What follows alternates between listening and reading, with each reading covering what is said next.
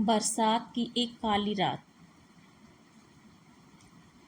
आसमान में बिजली लगातार चमक रही थी।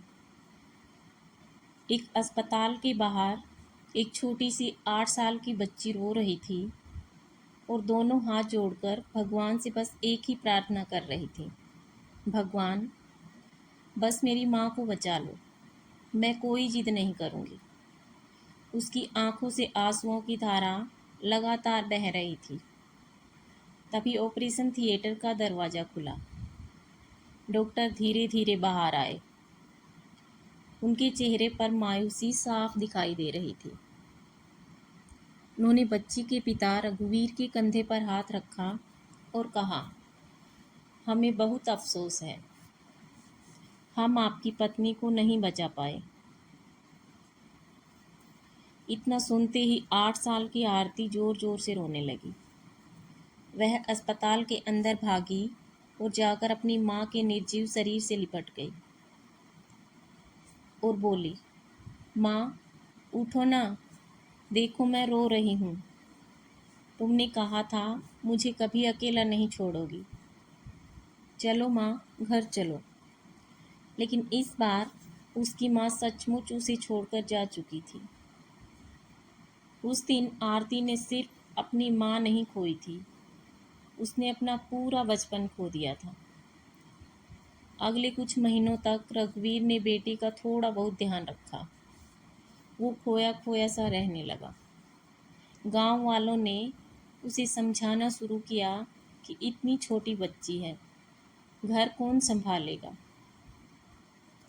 दूसरी शादी कर लो, बेटी को भी माँ मिल जाएगी।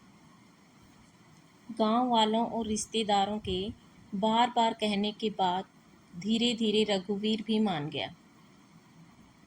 करीब 7 महीने बाद उसकी शादी कमला नाम की औरत से हो गई। जब कमला पहली बार घर आई तो उसने आरती को प्यार से गले लगाया और कहा, आज से मैं तुम्हारी माँ हूँ। उसने अपने हाथों से उसे खाना खिलाया, नए कपड़े दिलवाए और स्कूल भी छोड़ने गई। आरती के चेहरे पर महीनों बाद मुस्कान लौट आई।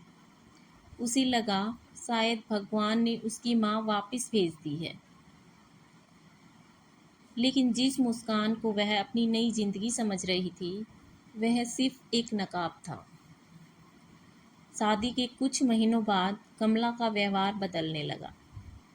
एक सुबह से 4 बजे कमला ने आरती को जोर से झकझोर कर उठाया। उठ, सूरज सर पर चढ़ाया है।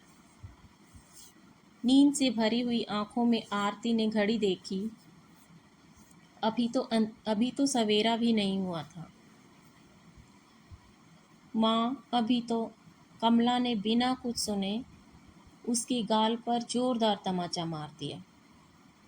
मुझे माँ मत कहना, पहले काम करना सीख। उस दिन से आरती की जिंदगी बदल गई। सुबह सबसे पहले उठना, पूरे घर में झाड़ू लगाना, बर्तन मांजना, हैंडपंप से पानी भरना, चूल्हा जलाना, रोटी बनाना, कपड़े धोना और फिर स्कूल जाना। स्कूल से लौटते ही फिर वही काम। रात को सबके खाने के बाद बचा हुआ खाना उसे मिलता। अगर रोटी कम पड़ जाती तो आरती भूखी ही सो जाती। रघुवीर को कुछ पता नहीं चलता था, या यूँ कहिए वह जानना ही नहीं चाहता था। कमला उसके सामने हमेशा मासूम बन जाती। मैं तो इसे बेटी की तरह रखती हूँ, लेकिन ये बहुत जिद्दी है, मुझसे बदतमीजी करती है। रघुवीर सच्चाई जाने बिना आरती को डांट देता, कभी कभी बेल्ट से भी मारता।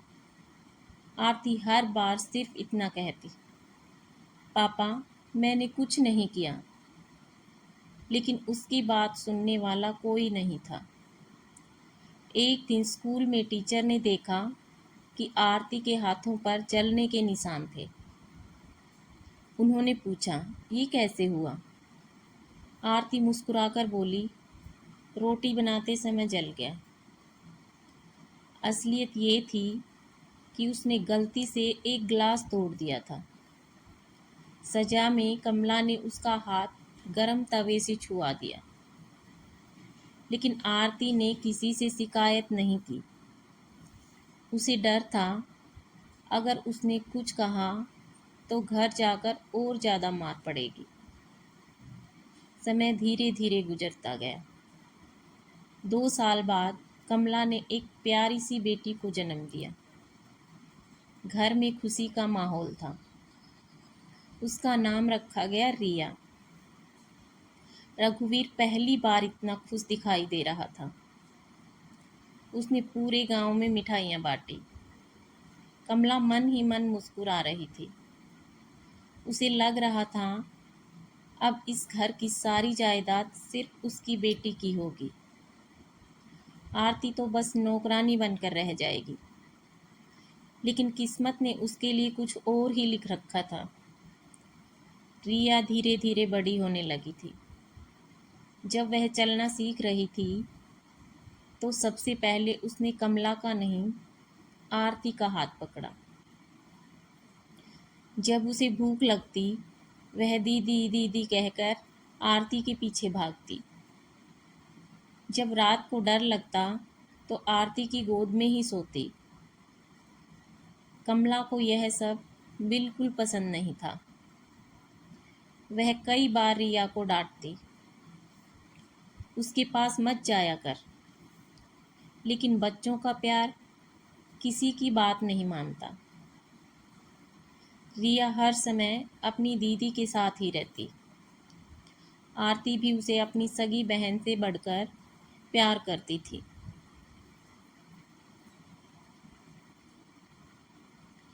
वह अपने हिस्से का दूध भी रिया को ही पिला देती। अपनी नई फ्रॉक छोड़कर रिया के लिए कपड़े खरीदने की जिद करती। धीरे धीरे दोनों बहनों का रिश्ता इतना गहरा हो गया कि पूरा गांव उनकी मिसाल देने लगा। रघुवीर हमेशा अपनी पत्नी की बात मानता। जो वो कहती वो वैसा ही करता था। एक दिन आरती के लिए एक अच्छे पैसे वाले घर से रिश्ता आया। रिश्ता पक्का हो गया। कुछ दिनों में शादी भी हो गई। आरती के ससुराल वालों के पास इतना पैसा देखकर उसकी माँ के मन में लालच जग गया। वो आरती से प्यार तो वैसे भी नहीं करती थी, इसलिए उसने उसके ससुराल वालों पर झूठा दहेज का केस लगाया। इस काम में उसने रघुवीर को भी शामिल कर लिया। आरती को इस बारे में नहीं पता था, क्योंकि उसके ससुराल वालों ने उसे कभी कोई मांग नहीं की थी। आरती ने जब इस बारे में उनसे बात की तो उसकी माँ ने उसे चुप करा दिया और ससुराल वालों से पैसे लेकर उनसे उसका रिश्ता तोड़वा दिया। कुछ महीने बाद आरती के लिए एक और रिश्ता आया। उसके साथ भी आरती की सौतेली माँ और पापा ने पैसा ही किया जो पहले वाले रिश्ते में किया।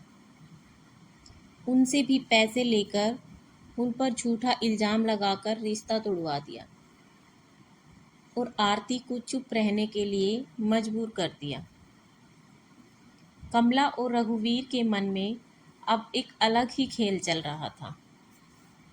उन्हें अब पैसों का ऐसा लालच लग चुका था जो आगे चलकर आरती की जिंदगी को बार बार तबाह करने वाला था। गोदाम के अंदर आरती जमीन पर बैठी थी। उसकी आंखों से लगातार आंसू बह रहे थे। उसे लग रहा था जैसे उसकी पूरी जिंदगी एक झूठ थी। जिस पिता को वह भगवान समझती थी, उसी ने पैसों के लिए उसको बार बार बेच दिया। जिस औरत को उसने माँ कहकर अपनाया, उसी ने उसकी हर खुशी छीन ली। करीब 10 मिनट तक वहाँ सिर्फ सन्नाटा था। अब की बार जब करण से उसकी शादी हुई तो उसके साथ भी ये लोग वही करने वाले थे जो बाकी सबके साथ किया था।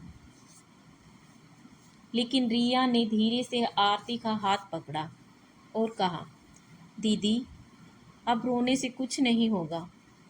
अगर इस बार भी आपने कुछ नहीं किया तो वे फिर किसी और की जिंदगी बर्बाद करेंगे। आरती ने पहली बार आंसू पोंछे। उसकी आंखों में अब दर्द नहीं, एक फैसला दिखाई दे रहा था। इस बार मैं चुप नहीं रहूंगी। अगले ही दिन आरती अपने पति करण के पास पहुंची। करण ने उसके चेहरे की हालत देखकर पूछा, क्या हुआ? आरती बिना कुछ बोले उसके सामने मोबाइल रख दिया। रिकॉर्डिंग चलने लगी। जैसे जैसे सच्चाई करण सुनता गया, वैसे वैसे उसके चेहरे का रंग बदलता गया। रिकॉर्डिंग खत्म होते ही उसने गुस्से में मुट्ठी भींच ली। इतना बड़ा धोखा कोई अपने ही बच्चे के साथ कैसे कर सकता है? आरती रोते हुए बोली, मुझे माफ़ कर दीजिए। मेरी वजह से आपको भी परेशानी झेलनी पड़ी। करण ने उसका हाथ पकड़ लिया। गलती तुम्हारी नहीं है। अब उन्हें उसकी असली जगह पहुंचाने का समय आ गया है। अगली सुबह दोनों शहर के पुलिस अधीक्षक से मिले। पहले तो अधिकारी को उनकी बात पर विश्वास नहीं हुआ, लेकिन जैसे ही रिकॉर्डिंग सुनी, पूरा मामला गंभीर हो गया। एक विशेष जांच टीम बनाई गई। जांच शुरू हुई। सबसे पहले आरती की पहली शादी की फाइल निकाली गई, फिर दूसरी, फिर तीसरी। जैसे जैसे रिकॉर्ड सामने आते गए, एक चौंकाने वाला सच निकलकर सामने आया। हर केस में शिकायत का तरीका एक जैसा था। गवाह वही थे, मेडिकल रिपोर्ट लगभग एक जैसी थी। और सबसे हैरान करने वाली बात, हर बार वही वकील केस लड़ रहा था। पुलिस को समझते देर नहीं लगी कि यह कोई पारिवारिक विवाद नहीं है, बल्कि एक सुनियोजित उगाही का गिरोह था। इसी बीच पुलिस ने अभिषेक और उसके परिवार से भी संपर्क किया। करीब 4 साल बाद आरती और अभिषेक आमने सामने थे। दोनों कुछ पल तक एक दूसरे को देखते रहे। अभिषेक की आंखों में दर्द था। उसने धीमी आवाज में पूछा, एक बात बताओ, क्या सचमुच तुमने मेरे खिलाफ शिकायत की थी? आरती की आंखें भर आई। अगर मैं कहूँ कि मुझे आज तक पता ही नहीं था मेरे नाम से शिकायत दर्ज हुई है, तो क्या तुम यकीन करोगे? अभिषेक कुछ पल चुप रहा। फिर उसने वही रिकॉर्डिंग सुनी। रिकॉर्डिंग खत्म होते ही उसकी आंखों में भी आंसू आ गए। काश यह सच मुझे पहले पता चल जाता। महेंद्र प्रताप ने आगे बढ़कर कहा, बेटी, आज भी हम तुम्हें दोषी नहीं मानते। आरती फूट फूट कर रो पड़ी। सालों से उसके दिल पर रखा बोझ आज हल्का हो चुका था। पुलिस को भी अब एक चीज चाहिए थी, रंगे हाथों सबूत। इसलिए उन्होंने एक योजना बनाई। आरती ने कमला को फ़ोन किया और कहा, माँ, मैं तैयार हूँ। जैसा आप कहेंगी मैं वैसा ही करूँगी। कमला खुशी से झूम उठी। उसे लगा इस बार भी उसका खेल सफल हो जाएगा। 2 दिन बाद कमला और रघुवीर एक वकील के ऑफिस पहुंचे। उनके पास पहले से तैयार झूठी शिकायत थी। उसमें लिखा था, डॉक्टर करण और उनका परिवार दहेज के लिए आरती को जान से मारना चाहता है। कमला बोली, इस बार 1 करोड़ से कम नहीं लेना। वकील मुस्कुराया, बाकी सब मुझ पर छोड़ दीजिए। लेकिन उन्हें नहीं पता था कि ऑफिस के बाहर पुलिस की पूरी टीम मौजूद थी। अंदर आरती ने अपने कपड़ों में एक छोटा सा रिकॉर्डिंग डिवाइस छुपा रखा था। कमला ने साफ साफ कहा, जैसे पहले 3 बार पैसे मिले थे वैसे ही इस बार भी मिल जाएंगे। बस यही वाक्य था जिसका पुलिस इंतजार कर रही थी। दरवाजा खुला। पुलिस। कमरा गूंज उठा। कमला के हाथ से फाइल गिर गई। रघुवीर भागने लगा, लेकिन बाहर पहले से ही खड़े पुलिसकर्मियों ने उसे पकड़ लिया। वकील भी गिरफ्तार कर लिया गया। मामला अदालत पहुंचा। इस बार सिर्फ एक रिकॉर्डिंग नहीं थी, पुराने बैंक खातों का रिकॉर्ड, समझौते में मिले पैसों का हिसाब, झूठे गवाहों के बयान और वे तीनों परिवार जो सालों तक बदनामी के डर से चुप रहे, सब अदालत में मौजूद थे। एक एक करके हर सच्चाई सामने आने लगी। कमला और रघुवीर के पास अब कोई जवाब नहीं था।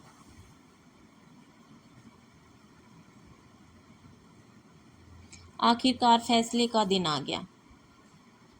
पूरा कोर्ट रूम खचाखच भरा था। जज ने फैसला पढ़ना शुरू कर दिया। अदालत के सामने प्रस्तुत साक्ष्यों से यह सिद्ध होता है कि अभियुक्त रघुवीर और कमला ने वर्षों तक योजनाबद्ध तरीके से अपनी बेटी का उपयोग आर्थिक लाभ के लिए किया। इन दोनों ने झूठे मुकदमे दर्ज कराकर निर्दोष परिवारों से धन उगाहा, न्याय व्यवस्था का दुरुपयोग किया और अपनी ही बेटी का मानसिक एवं भावनात्मक शोषण किया है। अतः अदालत इन्हें धोखाधड़ी, आपराधिक षड्यंत्र, जबरन उगाही, झूठे साक्ष्य तैयार करने और अन्य संबंधित अपराधों में दोषी ठहराती है। दोनों को 10-10 वर्ष के कठोर कारावास की सजा सुनाई गई। पूरा कोर्ट रूम शांत हो गया। जब पुलिस उन्हें ले जा रही थी, रघुवीर एक पल के लिए रुका। उसने कांपती आवाज में कहा, आरती, अगर हो सके तो मुझे माफ कर देना। आरती कुछ सेकंड तक उसे देखती रही, फिर शांत स्वर में बोली, जिस दिन आपने मुझे बेटी नहीं कमाई का साधन समझ लिया था, उसी दिन आपने मुझे खो दिया था। रघुवीर ने सर झुका लिया। उसके पास अब कहने के लिए कुछ नहीं बचा था। कुछ महीने बाद आरती और करण ने मिलकर एक संस्था शुरू की जहां उन महिलाओं की मदद की जाती थी जिन्हें परिवार या समाज ने धोखा दिया था। रिया भी अपनी पढ़ाई पूरी करके उसी संस्था से जुड़ गई थी। एक दिन संस्था में एक छोटी बच्ची आई जिसने अपनी माँ को खो दिया था। आरती उसके पास गई, उसके सर पर हाथ फेरा और मुस्कुराकर बोली, डरो मत, अब तुम अकेली नहीं हो। बच्ची ने उसका हाथ कसकर पकड़ लिया। आरती की आंखों में आंसू थे, लेकिन इस बार ये दर्द के आंसू नहीं, सुकून के आंसू थे। कहते हैं, लालच इंसान को कुछ समय के लिए अमीर बना सकता है, लेकिन अंत में वही लालच उससे उसका परिवार, सम्मान और आज़ादी सब कुछ छीन लेता है।